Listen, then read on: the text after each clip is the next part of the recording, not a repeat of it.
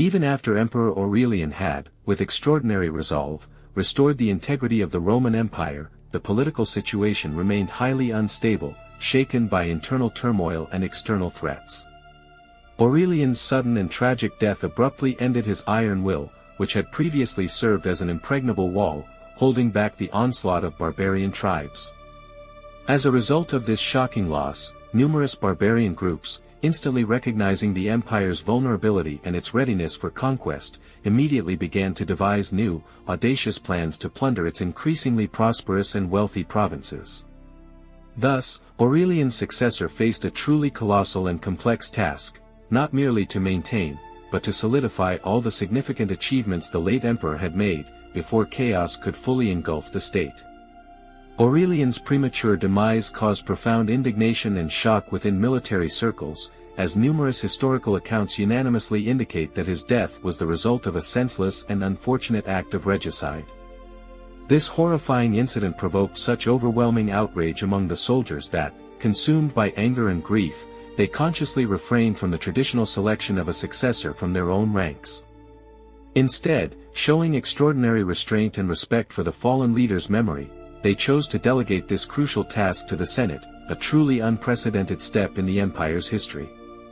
A period of interregnum followed, which, by various estimates, could have lasted anywhere from 2 to 7 months, leaving the empire in a state of uncertainty. Earlier historical sources widely held the belief that Aurelian's wife, Oppia Severina, played a key role during this transitional period, effectively governing the state independently until Tacitus's election. She was credited with maintaining a certain level of stability and, crucially, ensuring calm among the agitated soldiers. Interestingly, this unusual sequence of events led to the Senate suddenly acquiring a level of power and influence it had not possessed for a very long time. However, faced with this newfound yet unfamiliar role, the Senate showed indecision, transferring the responsibility for choosing a new ruler back to the military. Only after a period of intense consultation and deliberation did the Senate finally make its ultimate choice, whose name was to determine the future of the great empire. While the venerable Senate was intensely debating state affairs, Tacitus, a deeply respected figure in the highest echelons of the Roman hierarchy, took the floor to present his views. However, before he could utter a single word, his speech was abruptly interrupted by a powerful and unanimous chorus of voices enthusiastically hailing him as the empire's new ruler. Tacitus himself, initially puzzled and somewhat embarrassed, expressed doubt about the Senate's wisdom in daring to elect a man of his advanced age to such a responsible position, especially after an emperor as valiant and active as Aurelian. He questioned the prudence of placing the burden of power on someone who had already passed the prime of their years. Despite his sincere objections and reluctance to accept such a high burden, Tacitus, a distinguished Roman whose lineage was claimed to trace back to the celebrated historian of the same name, received unconditional approval from military circles and was solemnly proclaimed Emperor of Rome. This account of the circumstances surrounding his ascension to the throne is found in the work known as the Historia Augusta. However, information presented in this source should always be approached with extreme caution and a degree of skepticism. If this narrative indeed aligns with historical truth, Tacitus would have entered the annals as the last emperor whose candidacy was officially elected and approved by the Senate. Nevertheless, the authenticity and reliability of this particular account remain a subject of historical dispute. Influential historians Zosimus and Zonaras, in their works, resolutely assert that the army proclaimed Tacitus emperor, completely bypassing any Senate involvement in the process. Based on the totality of available data, his proclamation as emperor most likely occurred in late November or early December 275 CE.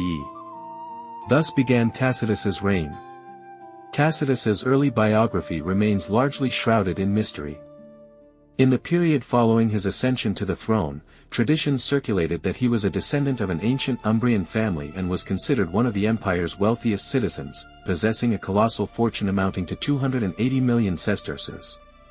To legitimize this narrative, his supporters actively disseminated copies of the works of the famous historian Publius Cornelius Tacitus, whose texts were relatively little known at the time, which very likely contributed to their subsequent preservation. Nevertheless, modern historical scholars overwhelmingly reject claims of his blood relation to the aforementioned historian, viewing them as pure fabrications. Throughout his long life, he fulfilled a number of prominent civic duties. Notably, he was honored with the consular office twice, first during Valerian's reign, and then again in 273 CE, earning widespread respect and admiration. Tacitus's ascent to power, assuming his genuine Italian origin, symbolized a significant departure from the established practice of Illyrian soldier emperors ascending the throne. This trend had become firmly entrenched in the empire during the crisis years, with only notable exceptions like the reigns of father and son, Gallienus and Valerian. His emperorship, as described by Vopiscus, represented a clear deviation from customary norms. The historian portrayed him as a staunchly conservative senator who took steps to restore some of the Senate's inherent, traditional powers. Although this viewpoint has been challenged by many modern historians, some existing evidence, including numismatic and epigraphic records, partially corroborates Vopiscus's claims. Under Emperor Tacitus, who apparently sought to restore traditional order, foreign policy and the administration of vast provinces were returned to the Senate's control. Moreover, even the command of the legions, the foundation of imperial power, fell under the purview of this venerable body. In recognition of his merits, the Senate honored Tacitus with the honorary title Restitutor Rei Publici, which translated to Restorer of the State or Restorer of the Republic. Despite these significant steps to strengthen civil institutions, Emperor Tacitus's reign was far from smooth, abounding in serious challenges. In addition to an already active campaign in the Balkans, he had to confront an unexpected threat from the Heruli, a warlike barbarian tribe that undertook a large-scale migration from the Sea of Azov region between 275 and 276 CE. These newcomers claimed they had originally been summoned by the late Aurelian to participate in his grand, but ultimately unrealized, campaign against Persia, which was cut short by his untimely death. Displaying his characteristic diplomatic flexibility, Tacitus managed to reach an understanding with some of the Heruli, paying them the sums previously agreed upon by Aurelian. However, those groups of the tribe that categorically rejected peace overtures were decisively defeated by Roman legions under the command of Praetorian prefect Florian, who was Emperor Tacitus's maternal half-brother. For successfully resolving this complex situation and triumphing over the Heruli, Tacitus was awarded the honorary title Gothicus Maximus, emphasizing his military achievements. The tragic end of Tacitus's reign came as he was heading west to counter Frankish and Alemannic invasions in Gaul. According to reports, he died of fever in Tyana, Cappadocia, in June 276 CE, after reigning for just over 6 months, as attested by historians such as Aurelius Victor, Eutropius, and the authors of the Historia Augusta. However, an alternative version of events exists. The ancient chronicler Zosimus claims that Tacitus was murdered after appointing a relative to a key position in Syria, which may have sparked discontent or a conspiracy within his circle. During his short reign, Emperor Florian successfully concluded military operations against the Germanic Heruli tribes, but he soon faced an incredibly formidable and experienced adversary in Probus, a distinguished general from Aurelian's era. Probus, who had been appointed by Tacitus himself as commander of the Roman East and enjoyed the unwavering support of his loyal legions, had no respect whatsoever for Florian's self-proclaimed imperial title.